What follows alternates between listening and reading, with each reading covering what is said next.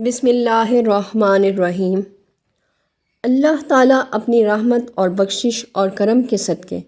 اپنے بندے کے گناہوں کو یا تو درگزر فرماتا ہے یا انہیں ڈھانپ دیتا ہے تاکہ اس کا بندہ کسی کے سامنے بھی رسوا نہ ہو، اور یا تو پھر انہیں بالکل ہی اعمال نامے سے مٹا دیتا ہے۔ حضور علیہ الصلاۃ والسلام کا ارشاد مبارکہ ہے کہ قیامت کے دن جب انسان کے اعمال کا وزن ہو جائے گا تو ایک شخص جس کے گناہ کا پلڑا بھاری ہوگا اور نیکیوں کا پلڑا ہلکا، تو اسے فرشتے گھسیٹ کر جہنم رسید کرنے لے جا رہے ہوں گے۔ تو مولائے کریم ارشاد فرمائیں گے، اے فرشتوں، تم اسے کیوں گھسیٹ رہے ہو اور کس طرف لے جانے کا ارادہ رکھتے ہو؟ تو وہ عرض کریں گے، اے رب کریم، یہ شخص دنیا میں ساری زندگی برے اعمال کرتا رہا اور آج اس کی نیکیوں والا پلڑا بالکل ہلکا ہے، اس لیے ہم اسے تیرے ہی ارشاد کے مطابق جہنم رسید کرنے لے جا رہے ہیں۔ تو اللہ تعالیٰ ارشاد فرمائے گا کہ اس کے اعمال کا دفتر میرے سامنے پیش کرو تاکہ میں بھی دیکھ لوں کہ اس کے کون کون سے گناہ ہیں۔ حالانکہ اللہ تعالیٰ خوب جانتا ہے کہ فرشتے غلط نہیں کہہ رہے، تو حسب ارشاد فرشتے اس کے اعمال کا دفتر اللہ تعالیٰ کی بارگاہ میں پیش کریں گے اور اس کی ورق گردانی شروع کریں گے۔ تو یہ دیکھ کر حیران رہ جائیں گے کہ اس کے دفتر میں گناہوں کا نام و نشان تک نہیں ہوگا۔ تو فرشتے بہت زیادہ پریشان ہو کر عرض کریں گے، اے اللہ، تو جانتا ہے ہم نے کبھی بھی تیرے حکم کی نافرمانی نہیں کی، اور جو کچھ ہم نے اس کے دفتر میں لکھا تھا وہ حقیقت تھی،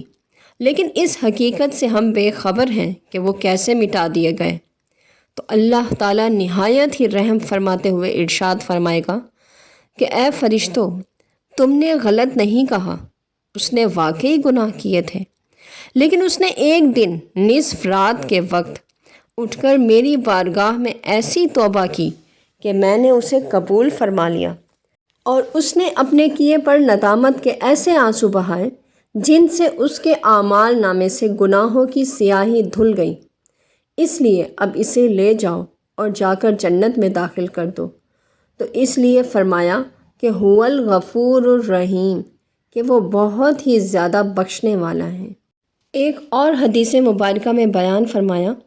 کہ ایک دوسرا آدمی جس کو فرشتے اس کے گناہوں کی وجہ سے جہنم رسید کرنے کے لیے گھسیٹ کر لے جا رہے ہوں گے، تو وہ شخص سفر کا ایک حصہ طے کرنے کے بعد پیچھے مڑ کر دیکھے گا کہ ہو سکتا ہے اللہ تعالیٰ کی رحمت جوش میں آ جائے اور مجھے جہنم سے بچا لے، لیکن کسی طرف سے کوئی ایسے آثار نظر نہیں آئیں گے، تو پھر وہ بادل نخواستہ آگے چلنا شروع کر دے گا۔ جب نصف راستہ طے کر لے گا تو پھر مڑ کر دیکھے گا کہ ہو سکتا ہے کوئی بخشش کی صورت نکل آئے، پھر بھی مراد بھر نہ آئے گی، پھر آگے چلنا شروع کر دے گا۔ تو جب وہ 2/3 راستہ طے کر لے گا تو پھر مڑ کر دیکھے گا، تو اب اللہ تعالیٰ کی طرف سے ملائکہ کو حکم ہوگا کہ اسے واپس لے آؤ، تاکہ اس سے پوچھا جائے یہ بار بار پیچھے مڑ کر کیوں دیکھتا ہے، اور اسے کہا جائے گا لما التفت، کیوں پیچھے متوجہ ہوا؟ تو وہ کہے گا، اے میرے پروردگار، تو بہت زیادہ مغفرت فرمانے والا اور عظیم رحمت کا مالک ہے، تو میں نے خیال کیا کہ شاید تو اپنی رحمت اور بخشش کے صدقے مجھے معاف کر دے، اور جب میں نصف راستہ عبور کر چکا تو مجھے تیرا یہ فرمان یاد آیا، وَمَن يَغْفِرُ الذُّنُوبَ إِلَّا اللَّهُ، کہ اللہ کے سوا کون گناہوں کو بخشے گا۔ تو مجھے امید بندھی کہ ہو سکتا ہے کہ وہ کرم فرما دے اور مجھے معاف کر دے، اور جب میں نے 2/3 راستہ طے کر لیا تو مجھے تیرا یہ ارشاد گرامی یاد آیا کہ تو نے اپنے محبوب صلی اللہ علیہ وآلہ وسلم کو فرمایا ہے، قُلْ يَا عِبَادِيَ الَّذِينَ أَسْرَفُوا عَلَىٰ أَنفُسِهِمْ لَا تَقْنَطُوا مِن رَحْمَتِ اللَّهِ إِنَّ اللَّهَ يَغْفِرُ الذُّنُوبَ جَمِيعًا إِنَّهُ هُوَ الْغَفُورُ الرَّحِيمُ، کہ اے محبوب آپ فرمائیے، اے میرے بندو جنہوں نے زیادتیاں کی ہیں اپنے نفسوں پر، تم مایوس نہ ہو جاؤ، اللہ کی رحمت سے، یقیناً اللہ تعالیٰ بخش دیتا ہے سارے گناہوں کو، بلا شبہ وہی بہت بخشنے والا اور ہمیشہ رحم فرمانے والا ہے۔ تو میرا بخشش کا طمع اور زیادہ بڑھ گیا اور تیری رحمت و بخشش پر مزید امید پیدا ہوئی، اس لیے میں نے بار بار پیچھے مڑ کر دیکھا تو اللہ تعالیٰ فرمائے گا، اذھب قد غفرت لک، اے بندے جا، میں نے تیرے گناہ معاف کر دیے ہیں، کیونکہ میں ارحم الراحمین ہوں۔